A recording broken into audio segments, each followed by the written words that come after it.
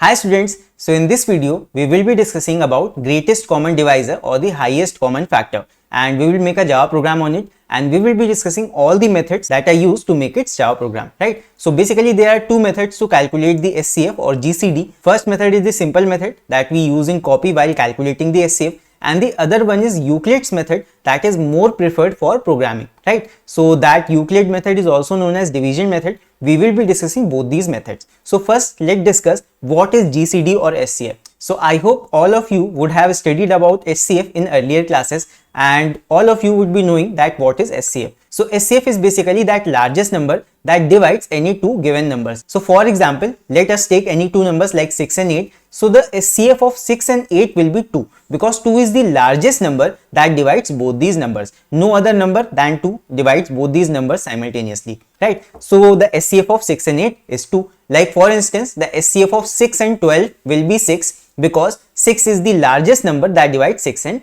12. So we can calculate the HCF by this method. So this is the simple way. So first let's discuss the simple method. So for example, we have to calculate the HCF of 12 and 18. Now on copy and pen in smaller classes, what we used to do was that we calculate the factors of both these numbers separately. So the factors of 12 are 2 into 2 into 3. So 4 3s are 12, 2 2s are 4, 3s are 12, and 18, the factors of 18 will be, so we can cut it by 2, 9, and then we can cut by 3 and 3. So 2 into 3 is 6 and 2 3 is 18. So these are the factors, and then after writing both these factors, we encircle the common ones. So we can see that there are two common factors.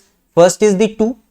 See, 2 is present in both and 3 is present in both. So 2 and 3 are the common factors that we can find for both numbers. So for a factor that is present in both the numbers, we take it just once. So we will take 2, multiply by, we will take 3 ones, and that's it. So 2 into 3, we get 6. So 6 is the highest common factor, or the HCF or the GCD, whatever thing you say. So 6 is the HCF or GCD of 12 and 18. So HCF of 12 and 18, what we will get? We will get 6. So technically 6 is the largest number that divides 12 and 18, right? So 6 will be the highest number. So there is one tip for you, that in HCF, although it is said HCF the highest common factor, but the highest common factor is always less than or equal to the minimum of both of them. So for example, the HCF of 12 and 18 is 6. So it is smaller than both of them. In previous case, we got HCF of 6 and 8 is 2.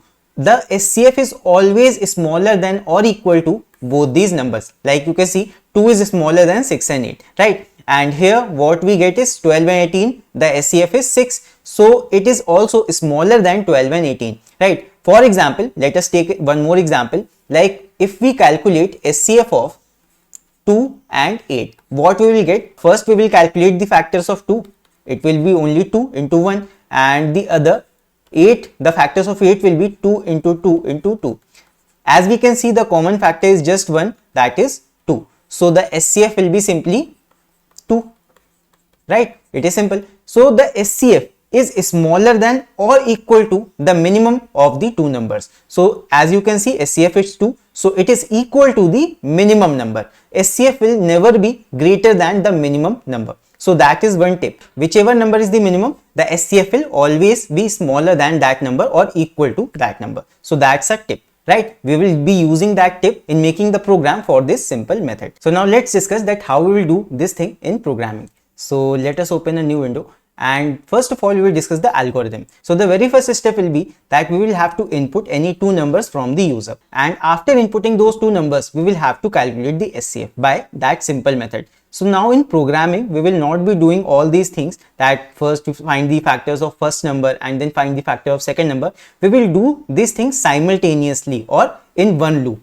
So what we will do is, we will make a loop, and before that we will find the minimum, which number is minimum, because I have given you a tip that HCF is always smaller than or equal to the minimum of both numbers. So first of all, you will find that which of the number is minimum, right? So the third step will be that we will run a loop, for loop we will use, that will start from 1 to the minimum number, to minimum number. Now for example, we have inputted two numbers like 12 and 18. So obviously the minimum number will be 12. So we will run a loop from 1 to 12. So that is the thing. So now after that we will see if I, that is the loop variable, divides both our numbers, like for instance both the numbers are in a comma b variables, so if a mod I is double equal to 0, like I divides a completely, and also I divides b completely, and b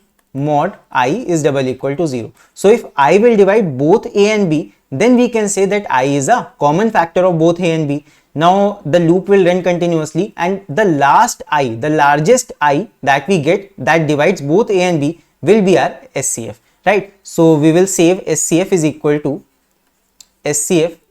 to I, and at last when the loop will end, we will get our HCF by this method. So this is a simple method, but this method will take some steps and it will be using some iterations to calculate the HCF, right? So here we can do one thing, that we can reduce the number of steps of the loop. We can run the loop in reverse order. So what benefit we will get, that we know that HCF will be more closer to the minimum number. It will not be closer from the one side, it will be closer from the minimum side. So what we can do is we can run the loop in reverse order, and that will reduce the number of steps in the loop, and all the things will work the same. When the loop variable I will divide both a and b, then it is the highest common factor, and once it divides both a and b, because we are running in reverse order, the larger numbers will be in I first. So what we can do is, when we find the HCF, we can break from the loop, then we will break, right? Because we are running the loop in reverse order, because I will be maximum in first and then it will reduce. So at any instant when we find I dividing both a and b, we will just break from the loop and we will find our HCF as I. So let us use this algorithm and make our Java program. So in order to save some time, I have typed this much program already.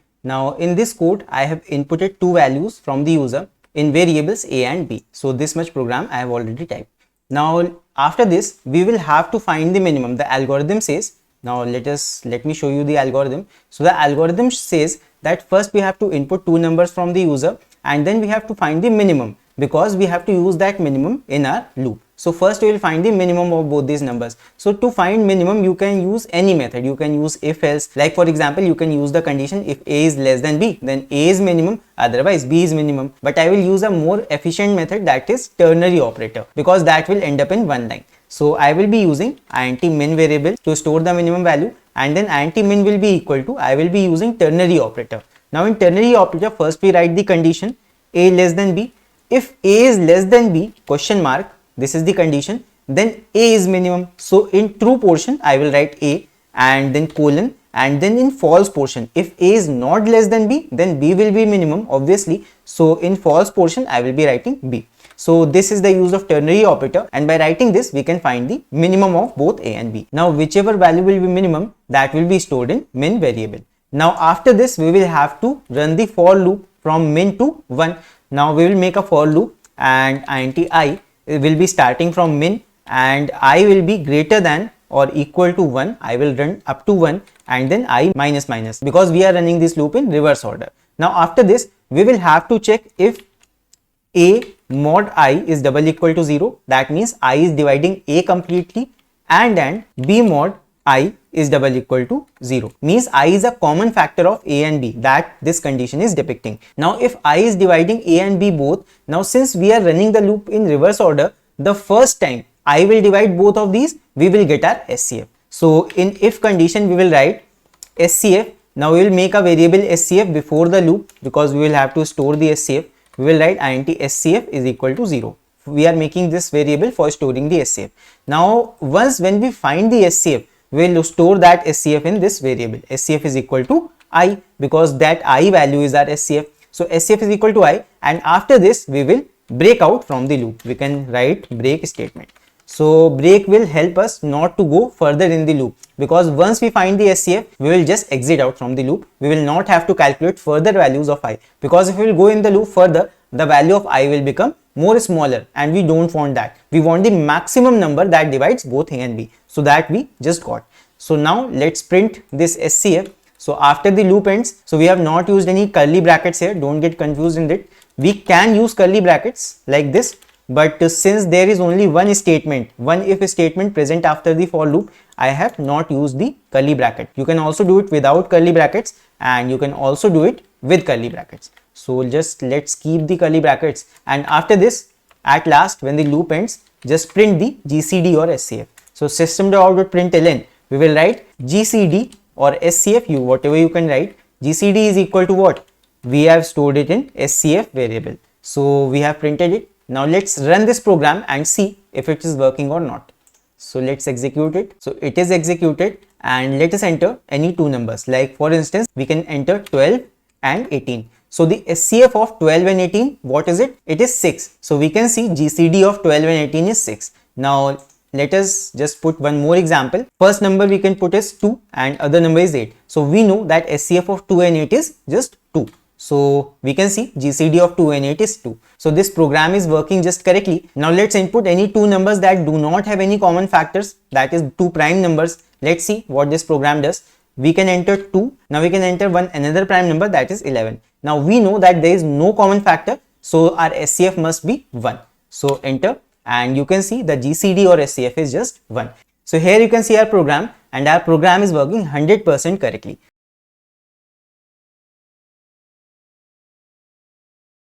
So now when you have understood this simple method, now we will discuss about the Euclid's method, and to understand this you must click this video. The video is here, you can click it and watch it. So now if you are new to this channel and if you want to see more such videos, then you can subscribe to our channel and also press the bell icon to get notified about all the latest videos. So please subscribe to our channel, and we will meet in the next one.